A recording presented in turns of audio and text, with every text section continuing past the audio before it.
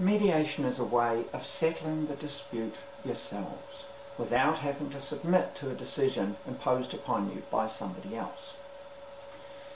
That's what happens if you go to the courts or the disputes tribunal.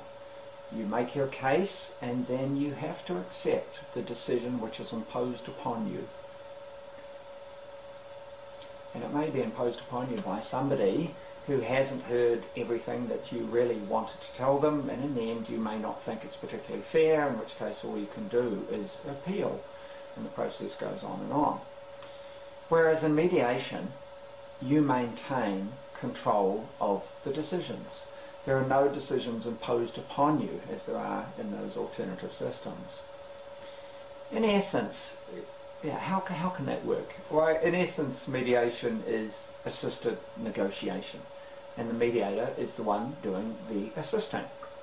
He does this by maintaining a balanced and equal responsibility towards each of the parties who signed up to the mediation. And it's a voluntary process, so anybody's free to leave at any time. And the mediator has no interest in any particular result or outcome even. Whatever decision the parties make, whatever decisions they make, they own those decisions. Nobody is going to impose a decision on anyone else. And given that environment, people do become motivated to look for ways to move forward that they can all live with.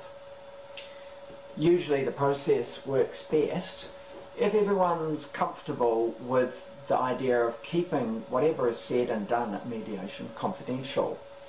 This means that nothing that is offered or said or conceded at mediation can be used later, for instance, in a court of law. Agreeing to this generally makes people, again, more creative, more open, a bit more relaxed. It works well.